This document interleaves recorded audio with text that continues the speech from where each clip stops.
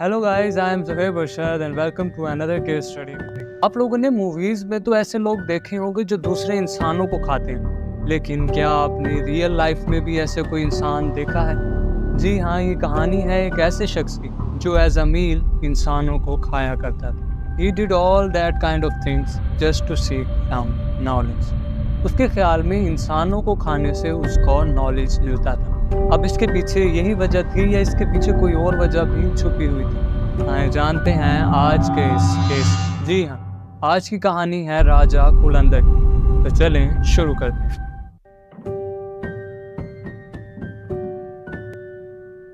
Year 2000, UP Allahabad. Dharinder Singh जो कि daily newspaper आज के लिए काम किया करते थे। द डे 14 दिसंबर 2000, उनको एक कॉल रिसीव होती है।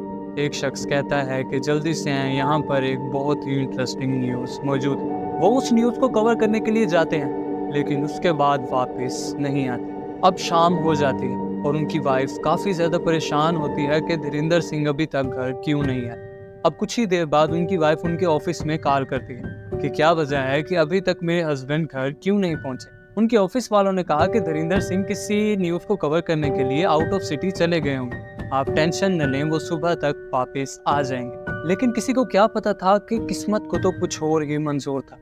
लेकिन उनकी वाइफ काफी ज्यादा परेशान थी कि उनके हस्बैंड जब भी कहीं बाहर जाते हैं तो उनको बता कर जाते हैं, लेकिन इस बार वो अकेले और बगैर बताए कैसे चले गए। 16 दिसंबर 2000, अब 2 दिन गुजर जाते हैं लेकिन अभी तक धरिंदर सिंह का कुछ भी पता नहीं चला। अब क्योंकि वो एक न्यूज़ रिपोर्टर थे, इस वजह से एक छोटे से गांव से एक न्यूज़ रिपोर्टर का गायब हो जाना it's been a very big thing. अब पुलिस ने धरिंदर सिंह को ढूंढने के लिए इन्वेस्टिगेशन स्टार्ट की और हर उस बंदे को इन्वेस्टिगेट करना शुरू किया जो धरिंदर सिंह से किसी न किसी तरह से कनेक्टेड था। इसी इन्वेस्टिगेशन के दौरान मालूम पड़ा कि इसी गांव से 10 से 12 लोग और भी गायब हुए थे, लेकिन पुलिस ने उन पर गौर नहीं किया और उनकी मिसिंग रिपोर्ट्स भी तकरीबन नहीं लिखी। अब इसकी वजह ये थी कि वो आम से बंदे थे और पुलिस उन पर ज्यादा फोकस नहीं कर रही थी। लेकिन जब यहाँ पर एक न्यूज़ रिपोर्टर गायब हुआ तो पुलिस पर कहीं ना कहीं काफी ज्यादा प्रेशर पड़ना शुरू हो गया। अब इसी बहाने उनके गायब होने की दास्तान भी खुलना शुरू हो। 19 दिसंबर 2000, अब पुलिस ने धरिंदर सिंह के कॉल रिकॉर्ड्स को जांचना शुरू किया। जब उन्होंने कॉल रिकॉर्ड्स को करीब से जांचना शुरू किया तो उन्होंने देखा कि हर चीज नॉर्मल थी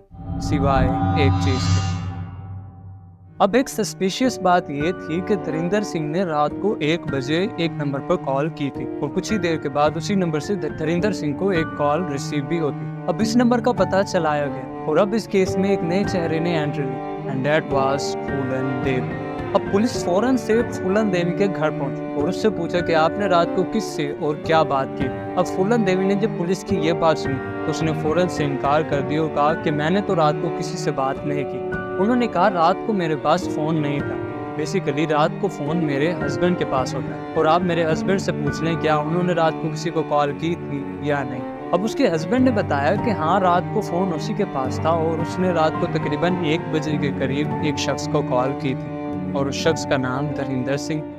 धरिंदर सिंह उसका काफी अच्छा दोस्त था और वो उसको गांव में ही मिलता था, इसीलिए हमारी बातचीत होती रहती थी। अब पुलिस ने उस लेडी के हस्बैंड से कहा कि धरिंदर सिंह पिछले 3 दिन से गायब है, क्या आपको उसके बारे में कुछ पता है? अब उस शख्स ने कहा कि मेरी 3 दिन पहले उससे बात हुई थी और उसके बाद उसने उसे नहीं देखा। अब पुलिस को इस शख्स की ये बात काफी ज्यादा अजीब लगी और उनके पास इस शख्स को पकड़ने के लिए कोई सबूत नहीं था, इस वजह से वो चुप करके चले गए। इस शख्स का नाम राम निरंजन था। अब पुलिस को धरिंदर सिंह के इस मिसिंग केस में कोई भी सुराग नहीं मिल रहा था, इस वजह से उन्होंने सोचा कि जो बाकी के 12-13 लोग मिसिंग हैं उन पर ही इन्वेस्टिगेशन की जाए कि कुछ ऐसा ना हो कि जो उन 12-13 लोगों में और धरिंदर सिंह के इस केस में कॉमन हो। अब पुलिस ने दोबारा से उन लोगों की फाइल खोली। अब ये लोग पुलिस के लिए एक लास्ट होप थे। इन लोगों में पहला नाम काली चरण का था जो कि एक गार्ड था, दूसरा नाम मोइन का था जो कि काला जादू किया करता था, इसी तरह संतोष और तकरीबन 11 लोग गायब थे। अब पुलिस ने जब इन पर इन्वेस्टिगेशन करना स्टार्ट की तो इनको एक कॉमन चीज मिल ही गई और वो चीज थी राम निरंजन।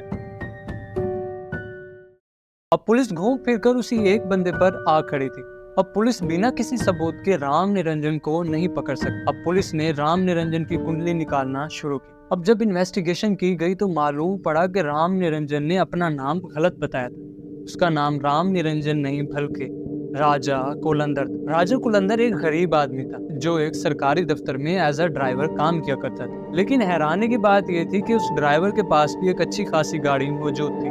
अब राजा एक बहुत ही अजीब नेचर का इंसान था। उसे इज्जत पावर का हर वक्त ही शौक रहता था। Just look at his mind कि उसने अपने बच्चों का नाम भी बड़ा ही सोच कर रखा था। उसके 3 बेटे थे और एक का नाम अदालत, दूसरे का नाम अमानत और तीसरे का नाम अंदुलन। ये नाम आम बच्चों के जैसे तो बिल्कुल नहीं, और ये काफी ज्यादा लॉ से रिलेट कर रहे हैं। अकॉर्डिंग टू हिज माइंड वो एक ऐसा राजा था जो पूरे लॉ पर कंट्रोल करता था।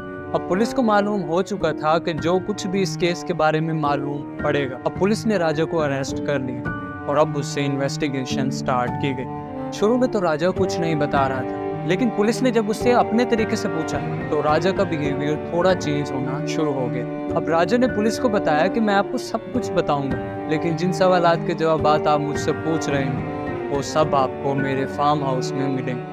अब राजा पुलिस की जीप में बैठा और उन्हें नाइनी, जो कि करीब में ही गांव था, वहां पर अपने फार्म हाउस पर ले गया। अब पुलिस ने पूछा कि ये किसका फार्म हाउस है, तो राजा ने कहा कि ये राजा की अदालत और राजा यहाँ पर इंसाफ किया करता है और हर इंसाफ के साथ राजा और भी समझदार हो जाता है। अब राजा 3rd पर्सन टॉक किया करता था। अब राजा उस फार्म हाउस में एंटर हुआ और एक डब्बे में मौजूद स्कल को निकाल कर पुलिस के हाथ में रख दी। अब ये उन 14 विक्टिम में से पहले विक्टिम का सर था और इसका नाम काली चरण। अब पुलिस ने उससे सवाल जवाब करना शुरू किए कि उसने इनको क्यों, कैसे और कब मारा। अब पुलिस ने जब वो स्कल देखा तो उन्होंने पूरे फार्म हाउस को छानना शुरू किया और अब उनको मिली एक पेटी। जब पुलिस ने उस पेटी को खोला तो उसमें एक डायरी थी। उस डायरी के अंदर 14 नाम लिखे हुए थे। उनमें से सबसे पहला नाम काली चरण का था और सबसे लास्ट में धरिंदर सिंह लिखा हुआ। अब इन 14 नामों पर क्रॉस लगे हुए थे। अब पुलिस ने राजा से पूछा कि बाकी के लोग कहाँ हैं। अब राजा ने वहीं पर खड़े हुए एक जगह पर पॉइंट किया और कहा कि यहाँ पर खोदना शुरू करें। अब जब पुलिस ने वहां पर खोदना शुरू किया तो वहां पर उन्हें 2 स्कल्स मिले। अब इन दोनों स्कल्स पर डिफरेंट कलर्स पेंट किए हुए थे। अब जब पुलिस ने पूछा कि तुमने इन पर कलर क्यों किया है, तो उसने बताया कि एज अ रिमाइंडर वो इन स्कल्स पर कलर कर दिया करता था कि उसे मालूम रहे कि कौन सा स्कल किसका है। अब पुलिस ने पूछा कि तुम सबके साथ ऐसा ही करते थे, तो उसने बताया जी। उसने बताया कि वो तमाम बॉडीज को एक ही तरह से डिसमेंटल किया करता था। वो सबसे पहले उनका सर धड़ से अलग कर देता था, उनकी बॉडी को कहीं ना कहीं फेंक देता था और उनके स्कल्स को घर ले आता था। अब पुलिस को ये बात कहीं ना कहीं समझ नहीं आ रही थी। उन्होंने कहा कि आखिर क्या वजह थी कि तुम बॉडीज को तो फेंक देते थे लेकिन उनके सर घर ले आते थे। उसने पुलिस को बताया कि आपने सुना होगा नॉलेज इज वेल्थ। पुलिस ने कहा उस चीज का इससे क्या ताल्लुक है। उसने बताया कि जब भी वो अपने से समझदार कोई शख्स देखता था तो वो उसको मार देता था। इसी तरह उसने बताया कि उसका सबसे पहला विक्टिम काली चरण था।